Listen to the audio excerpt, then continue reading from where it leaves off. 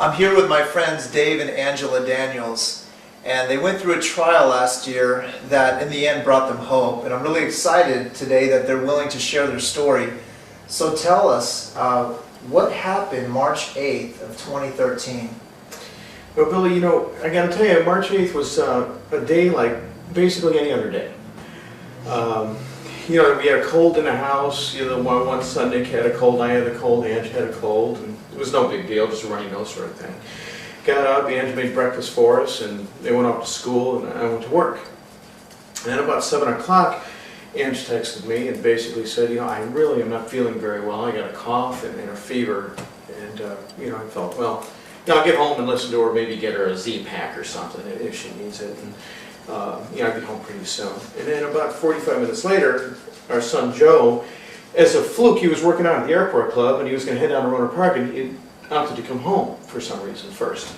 And he got here and he found her, and he texted me, he said, "Mom can't breathe, and she won't let me take her to the hospital," which, is typical. So I'm like, well, check her temperature, call me back. I mean, right, we have a cold. What's everyone getting so upset about? But she had an elevated temperature, and said, I said, meet me at Sutter. Take it to Sutter, I'll meet you there. And as luck would have it, I was working in the ER over at Sonoma, and it was a real slow night, so I was able to leave early, which got me there before they arrived. When they got there, I could see, Joey was real concerned, and Angela actually looked, pretty ill. I was really quite surprised at how she looked. So they went through the triage bit and brought her into a bed, and doing what they start IVs and give her some oxygen, that sort of thing. Well, things weren't really getting better, and I was watching this thing sort of unfold, and I started asking some questions and trying to prompt them to be a little bit more concerned. And I stepped out for a minute to talk to the kids out at the ambulance entrance. Wanted to tell them, hey, Mom's probably going to be admitted to the hospital. And then when I came back, I noticed that the doctor was trying to get an airway into her. At that point, her respirations really weren't effective. And during that time, I looked up at the monitor and I saw basically the last beat of her heart. She just went flatline. And I just kind of said, hey, let's check a pulse and start CPR and give her some epinephrine. Let's go, people, sort of thing. And I really couldn't believe what I was seeing because, everything was fine. I walked her in the ER, and now, she had a cardiac arrest. And basically, when I was standing there, it was like I could hear her voice saying, "You're not just going to stand there and watch this, are you?" I was like, "No." And, I just kind of jumped in and started chest compressions on her. And, I just remember come on, Ange, come on, baby, come back. And I was thinking, this can't happen.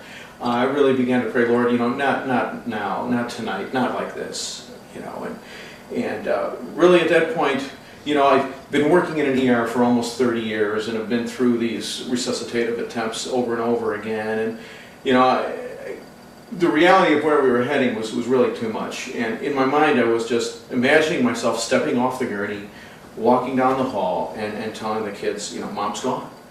And I just didn't want that to happen. And I compressed her chest harder and faster and kept praying. And fortunately, we were able to get some vital signs back. And it was a big unknown. Just at that moment, at that crisis, it appeared as though she had some signs of life. So there was a few more things that happened, and then we got her up into the intensive care unit. And at that point, the nurses up there needed to do what they needed to do, and it was early in the morning, and I stepped out of the hospital, and I just really didn't know what to think. I was pretty numb, and my mind just kind of went, I guess, like to Job, when basically everything was taken out from under him, and all I could think of is, if this is the way our love story was going to end, I guess that's the way it was going to end. And, I just thought, the Lord gives and the Lord takes away. And, my faith isn't going to be shaken. I'm not going to turn away. I still love you, Lord. and just prayed that, you know, somehow she could survive this event. And that's kind of what happened. It was just a normal day that became a lot different. So in your experience as an ER nurse, which thankfully you being an ER nurse in this particular situation, you were able to perform CPR on your wife in the ER room, and you know, but as your, you know, all the experience that you had and seeing Ange there in the hospital room and seeing where the kind of state that she was in, I mean, what were you thinking? What was going through your mind? What was going on? It was just a big mess. You know, in my mind, I was convinced that there was no way she was going to survive this. I told the kids, you know, mom's going to die. You know, I looked at everything. She was ventilated. You know, they were giving her 100% oxygen, and the numbers weren't very good. Her blood pressure was bottomed out, and she actually ended up on 4 IV medications to support her blood pressure. And that was still pretty grim. If I could paint the picture for you, the room was dark, and because of the effects of the medications, it clamps down your peripheral circulation. So her skin was pale, her extremities were black, her skin was ice cold, and there was nothing promising. I got a chance to look at her labs, and she fell into the syndrome called MODS. It's multi-organ dysfunction syndrome, and it just identified that her liver was beat up, her kidneys were failing, her lungs really weren't ventilating very well. And her heart, you know, they can measure, you know, what they call an ejection fraction. Her heart was, you know, maybe about 25 to 30% of normal. So it wasn't one thing that was bad, it was everything that was bad. And where I stood, there's just no way. There's no way she's coming back from this. So tell me, was there a turning point that happened, and then tell me about that. It kind of, you know, it looked grim, and then, you know, she was able to get off a couple of the medications, and then, you know, up and down, really hard to ventilate. They were trying to dial the oxygen back, and she was really requiring full, what they call, ventilatory support. And it didn't look good. I wasn't allowing myself any hope. And, you know, an interesting thing, a friend of mine asked me, you know, how's she doing? And I said, you know, she's going to die, man. She's going to die. It's, you know, everything is wrong. Nothing is good. You know, and he started to argue with me. You know, he said, you know, Dave, she's young, she's strong, she's not going to die. And, you know, I was like, don't tell me, man. I know what I see. And right then, he's like, aren't you a Christian? You know, he's like, where's your faith? And I just kind of wanted to argue, you know, Jerry, don't tell me about my faith, okay? My faith is not in question here. I know what I'm seeing, and she's not going to make it. And again, you know, he asked me, where is my faith? And I instantly kind of shifted to, you know, the story when Peter stepped out of the boat. And, you know, Jesus, you know, come to me. And you know, it wasn't long before he looked at the wind and the waves and the white cap and the boat rocking and the swell. It's like, I have no business being out here. This can't be happening, and began to sink. And, you know, I knew that they just saw him perform all these miracles, and at this point he still, you know, he faltered. And, you know, of course, Jesus pulled him up, and, you know, you have little faith, you know, and I kind of identified with that, and, you know, it really made me think about what am I doing, where do I go from here? And I knew that, you know, the only thing I could do is continue to pray, to call on God, to save her. You know, and you know, at that point, you know, I just you know, what am I going to do? And it was obvious to me, you know, what I needed to do. You know, and I needed more cowbell is what I needed. I really wasn't praying enough. So I remember. There was a book I read about 15 years ago. It was titled Fresh Wind, Fresh Fire. It's a phenomenal story. It's probably one book that impacted my prayer life more than any other. And it's a story about this church in Brooklyn that when really they began to pray, that congregation was healed, it grew, this church grew, it's just a miracle. So I kind of reflected on that, and before I knew it, I walked down the block. I was asking my neighbors to pray for her. I know I got on Facebook and I asked everybody I know to please pray for Angela. I even, the Brooklyn Tabernacle out there, I knew that they have this prayer band, they meet on Tuesday nights, and I put a call in over there. And, we prayed and got Angela on that list there. And, certainly at church, there was a lot of prayer happening for her. And, I just reached out. I reached out to my cousin who's involved with a prayer network, a national network, and I asked Phil, you guys gotta amp this up for me. And I called a friend that I had made probably about 12, 13 years ago. It was J.B. Collingsworth. Just an awesome, neat man. He's a pastor in Georgia. And, just really, really very fond of him. And so, I told him about Ange and where we're at right now, and that I could certainly use some more prayer. And, if you would put her on their prayer chain, of course, he instantly obliged. And then he started telling me the story about, that he had been pretty ill. Really maybe didn't think he was going to make it. There was nothing he could keep down, and I didn't know he was ill. I started to hear about that. And then he told me that he was able to keep down one day some cream soda. He was able to keep down a couple sips. And he goes, to this day, he has this fondness and this affinity for cream soda. And, that was all well and good, but in my mind I was kind of questioning, what? I'm going through like kind of the worst day of my life here right now, and you're talking to me about soda. What is cream soda have to do? You're killing me. Yeah. But it's very appreciative of his friendship, his care, his concern, and his willingness to pray for him. So that's kind of where I really started to dig in. And, So how long, so I know that Angela, you were in a drug-induced coma.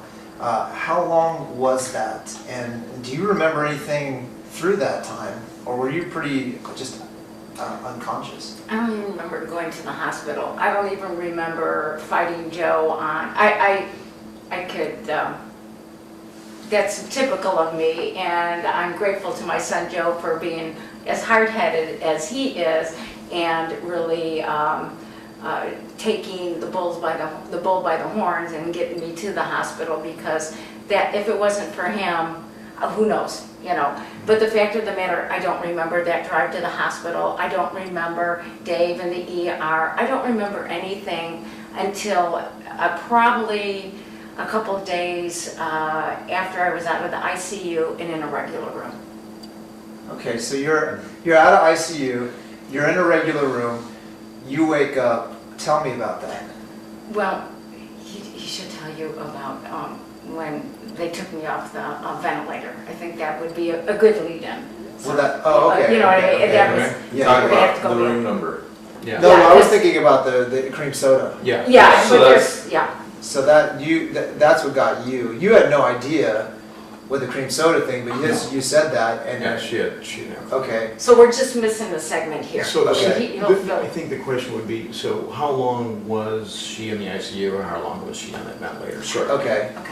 Okay. So just ask that question, like how long? Yeah. Okay. I'm gonna go and just ask it. So Dave, how long was Ange in the ICU? She was in the ICU for just about 2 weeks. She was on that ventilator for 2 weeks. About a week into it, they tried to get her off the vent, and she lasted about 5 minutes before she just really fell into respiratory distress again. And so they had to, immediately put her back on the ventilator. It was real hard. And, again, the only thing I can say is I just kept praying. I honestly wasn't very hopeful. Probably a few days went by, and she appeared to be getting a little stronger, and they tried to get her off the vent, and she would get a little stronger and then fail, and it was a lot of up and down stuff. The second week into it, they were talking about doing a tracheotomy and just putting in a permanent airway, because this plastic tube had been in her throat for 2 weeks, and you can't have that thing in there forever. So we were coming around the corner there, and we were trying on this last Friday to get her off that vent. They tried in the morning, and that was a failure. And so that afternoon, I was really at a point to where I was bottomed out emotionally. I went for a walk, and I walked around Riverfront Park over here, and it was hard to walk. It was like very difficult to breathe, and I was just at the point to where I can't go back in that room anymore. It was just too much. It was just too much. I was nearing the end of my ability to cope. And so, I kind of forced myself, okay, we'll go back in this afternoon and see what's going on. And it was interesting, they have like this privacy glass in the door, and a piece of the opaque, whatever, film was chipped away, so I could kind of peek in there before I rang the bell. And I could look in, and I could see a room, and the ventilator was off, which, I just sat and thought about for a second, because it only meant one or two things. And it was either, she's off the vent and, on her own, or, she's just not with us anymore. So I rang the bell, and I was with Joe, and they let us in. And we walked in, and they broke the bed down. It was like shaped almost like a big chair, like a throne almost, and she was sitting up on this throne. And the light was coming through the window and just illuminated this room that had previously been pretty black and dark. It was just lit up, this feeling I got. It was just, we're just washed in God's love and mercy. It was just there. So I remember walking in and looking at her saying, like, I missed you. It was a long 2 weeks. And then she tried to say something. I could really, to me it was unintelligible. Her voice was, it was weak and pitched real high, with this thing in her throat for that long. And she's saying something again, and I looked at Joe, like, well, do you know what she's saying? I don't understand. And Joe looks at me and said, she wants a cream soda. And I'm like, okay, all right, I got it now, JB, your prayers are working, I couldn't believe what I heard. It all came together, and why he had told you about cream soda, because now, out of nowhere, and now, did you love cream soda? I mean, I've had it in the past. I've enjoyed a cream soda. I don't have a steady diet of it. But I do remember, at some point they put me in a regular room, and I don't want to disrupt the flow here. But I looked around, and there were 4 packs or 6 packs of cream soda, and that just, I was just, why all this cream soda? And then pictures of the family. I mean, it was just, I just didn't know where I was at and why. I really had no clue. It was like the cream soda was a reminder that God was with you the entire time, right? That the hope is here. Yeah. And He never left you guys, right? No. Did a good job. Just, he's always with us, always hears us. And I can't tell you why some people live and some people die. I don't know what God's plan is. But, Easter, where we know that Jesus died and rose again, and, we don't die by ourselves, we don't live by ourselves, we die and live in the Lord.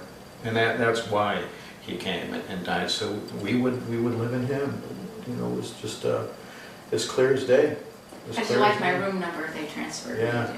So then, like, the other thing was, as if I could take any more. I went up, they moved her out of the ICU onto the floor, and so I asked, what's her room number? And they said, oh, she's in room 316. Oh. Okay, room 316. It's like out of all the beds in the whatever 3-4 floors of the hospital, she's in room 316. Why? Of course 316. It wouldn't be any other room but 316, and it was clearly evident to me. The reason was because God so loved the world, that He gave His one and only Son. What a lovely reminder. Yeah. pretty powerful. Huh? Another reminder through Another this whole experience. confirmation. Yeah, Yeah. yeah. Wow. Well, here you are, and Yeah. you are healthy and vibrant. Thank you. And how do you feel today? I feel good, and I just like to add a few things concerning my hospital stay. Oh, yeah. Once I was in room 316 and kind of settled in and trying to piece together what really did happen to me, and certainly was inundated with lots of love and visits and everyone telling me their experience of being in the room with Dave and family, supporting prayer, etc. And certainly was moved by that, but there was a certain part of me that still didn't quite understand what really happened, and that was going to take some time, and I'm still trying to figure that out to this day. I mean, it was overwhelming. Yeah. It was interesting because Dave mentioned Jim Cymbala's book, Fresh Wind, Fresh Fire, and because of Dave reading that particular book, sharing it with me, I have collected probably every one of Jim Cymbala's books, and because of social media, I have the opportunity to listen to his messages, and I do that nightly. So I do that nightly, and the phone rang in my hospital room. I was alone, no visitors at that point, and picked up the phone, and hi, this is Pastor Jim Cymbala from Brooklyn Tabernacle, and your husband reached out to me and told me that you were in the hospital, and I'm wondering if I can pray with you. I'm like, yeah, yes. But it wasn't. Of course, yes. It wasn't like, oh, with this great man of God. I really felt like I was talking to a brother in Christ. And he did. He prayed for me, and it was wonderful. And there was nothing premeditated about our conversation, because I had no idea he was going to call me. So as he finished praying for me, I said, Pastor, can I ask you a question? He's like, sure, Angela. And I said, Pastor, I know that I was resuscitated twice, and, I was really knocking on death's door. I've seen on television, I've heard, messages, sermons, I've read magazine articles about folks that have had the experience of, seeing the light, seeing Jesus, being greeted by family and friends that have gone before them. I didn't have any of those experiences. What does that mean? He was quiet for just a second, and then he answered me, Angela, God's ways are not our ways. That's not your testimony. And I said, thank you. I was at peace with that. I have to tell you, after I hung up the phone, it's not that he answered my question. He didn't, in some respects, but I was at peace with it. So once I was released from the hospital and, starting to recover, I really revisited that verse in Isaiah. It's 55, chapter 55, verse 8 and 9, I believe. For my thoughts are not your thoughts, neither are your ways my ways, declares the Lord. As the heavens are higher than the earth, so are my ways higher than your ways, and my thoughts than your thoughts. So I said, Lord, reveal to me what that means to me personally. If there is a testimony in there, what is it? Reveal it to me. He answered my prayer instantaneously, and the answer was, when God's people pray. It just brought me peace, and I knew how merciful God. I know how merciful God is. I'm really a walking testimony. I'm a walking miracle. I know that there are some members of our congregation that are physicians that were in my hospital room during that 28-day period or 20-day period. And as Dave explained, on a scientific level, there was no hope. But nothing's impossible for God. And he does answer our prayers, and he does recognize faith. And he was merciful to my family, and I have to share with everyone that's hearing this testimony, I have no fear of dying. I am at peace with that.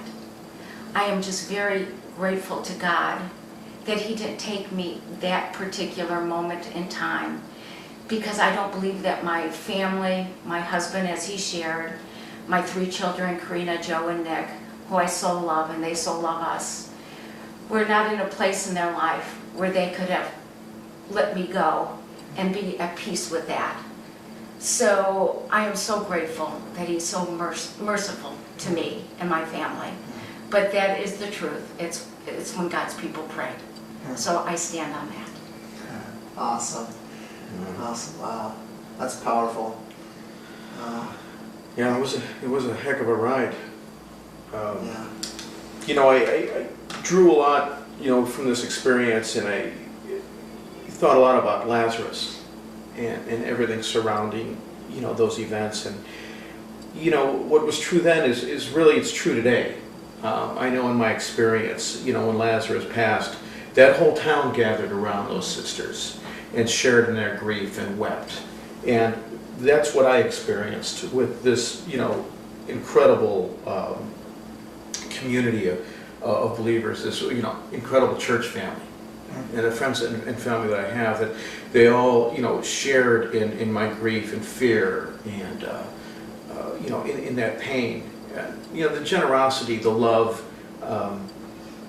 you know, was just amazing. You know, at one point I go, well, you know, if I do lose her, I can't really allow myself to be that bitter, because I've received so much from so many. You know, really, I looked at that with a great deal of gratitude. And at the end, when Jesus shows up and tells him to roll away the stone, you know, I mean, you know, they, of course they were talking about, you know, if you would have just been here a few days earlier, you know, he's been in this tomb for 4 days, you know, it's not really going to smell too good.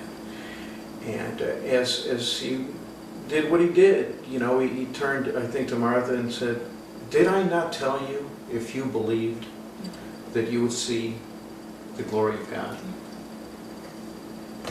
And that pretty much says it for me. You know, I think he's saying the same thing to me. You know, didn't I tell you? If you believed? And I saw a lot of glory. Maybe we're going to be blessed with another 37 years. I hope so. Yeah, well, that's the story.